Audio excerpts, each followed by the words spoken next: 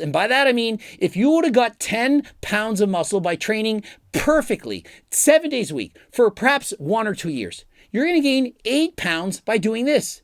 And so you get a lot more reward for a lot little effort.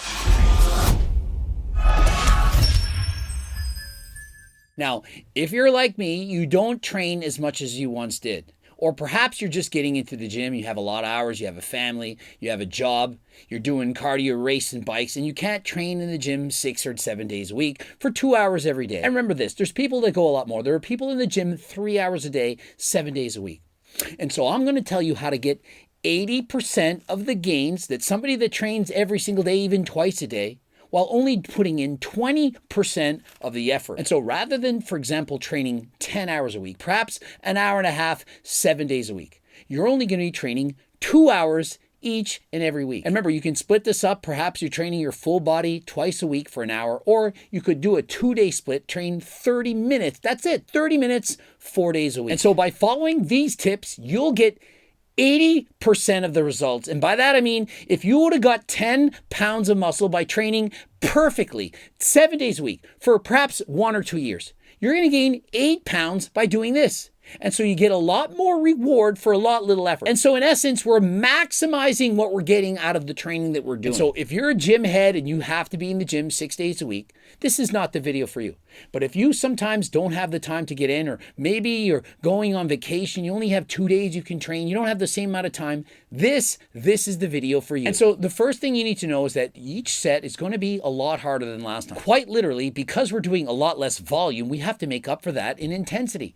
The studies will show you should be training 10 to 20 sets per week for any given body part, but we don't got time for that. In order to make up for that, we're going to put in more effort.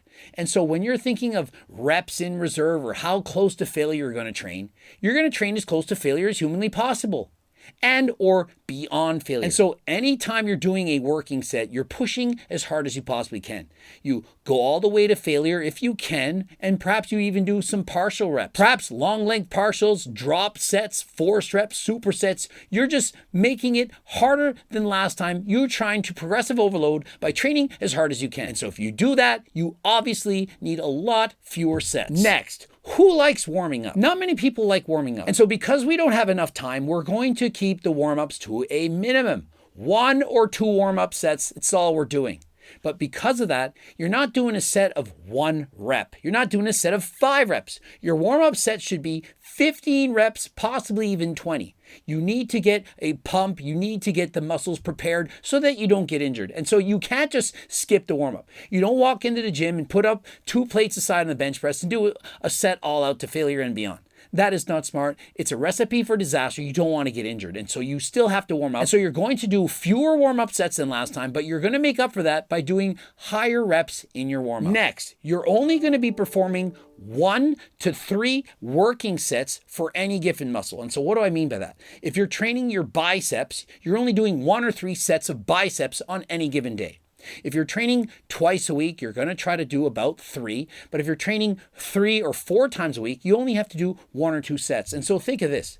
You go into the gym and you do your warm-up set of curls. Perhaps you did 25-pound dumbbells for a set of 20. And after this warm-up set, you can, for example, go for 15, maybe even 20 repetitions. And because you've already done a warm-up with higher reps, and because you're not ego lifting, you're using good form and so on, you're going to push yourself on a very long and taxing set. This second set of bicep curls, your first working set, you're pushing yourself perhaps to failure, perhaps even beyond. But it's for a long set with a weight that you controlled for perhaps 15 repetitions.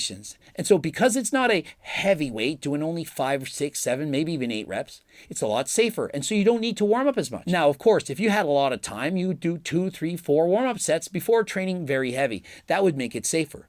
But because we're not warming up a lot, because we don't have enough time, we're going to do our sets with higher repetitions, closer to 15. And remember, you're going to failure if possible. Next up, we vary the order of our workouts every time we go to the gym.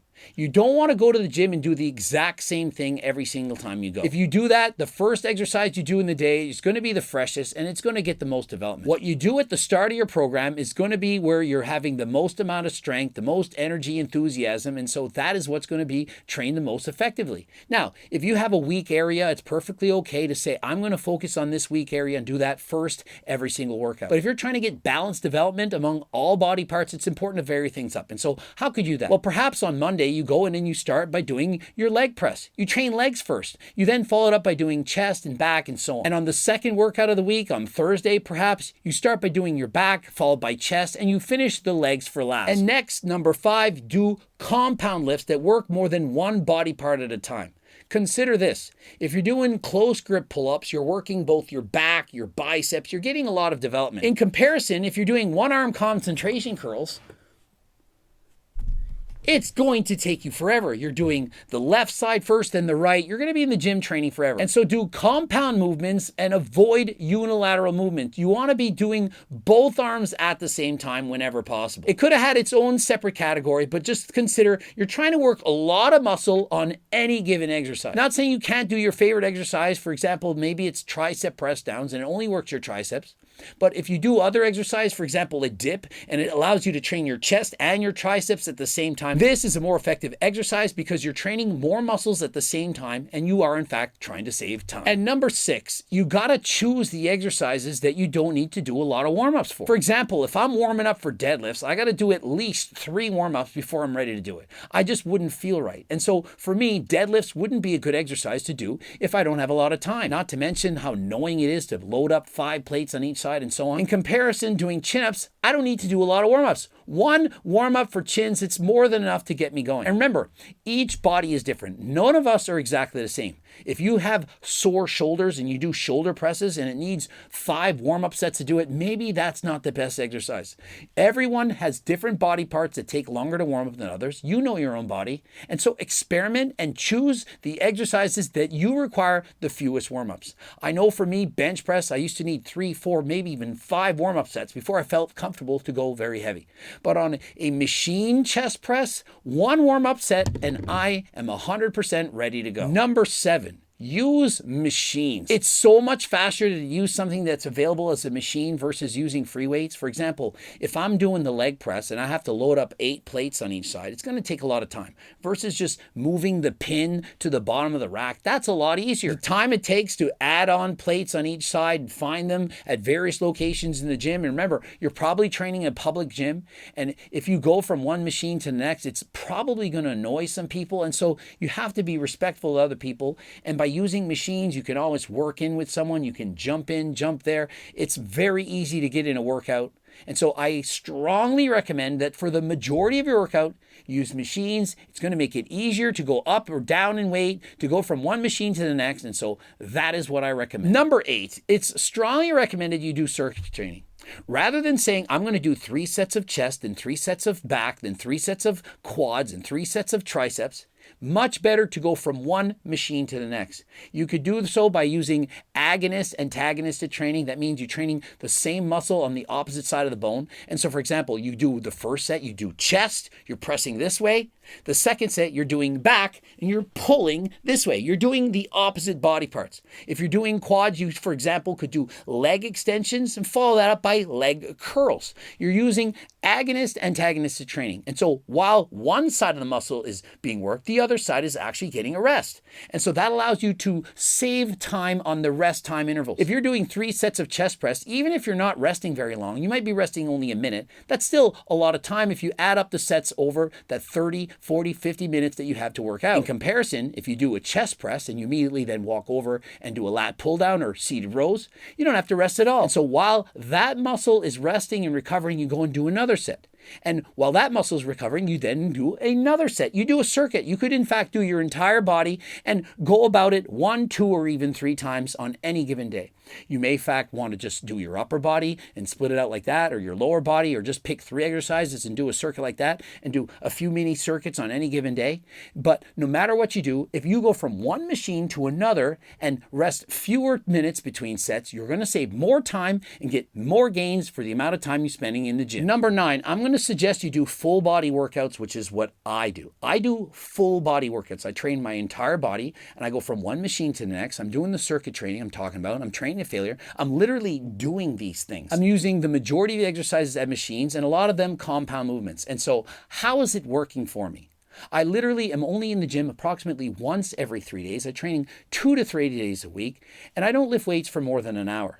In comparison, I used to go to the gym and train perhaps an hour and a half, sometimes 2 hours, 6, maybe even 7 days a week. I was resting 5+ minutes between sets, trying to be a powerlifter, bodybuilder.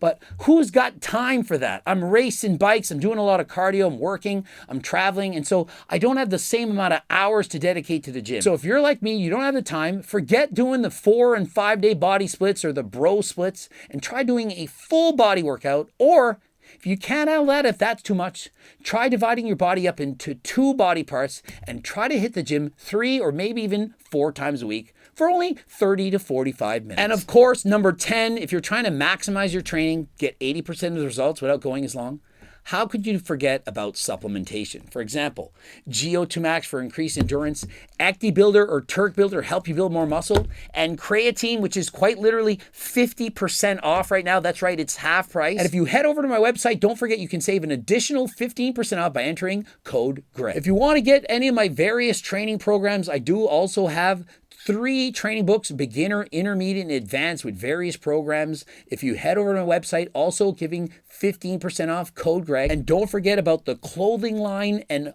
all of my other supplements, as well as coaching plans by me and my team and phone consults, all on my website. Subscribe, click the bell button, comment to boost your algorithm. Don't forget to watch one of those 2 bloops. And don't forget, I have a free diet and training program. It's free and it's close to 50 pages and it was a lot of work. Almost 100,000 people have been given these. And so lots of people benefiting from this free diet and training program. Become one of the 300,000 plus newsletter subscribers. Head over to my website. And while you're there, check out all the supplements and everything we have to offer, the cookbooks and so on. And until next time, I am out.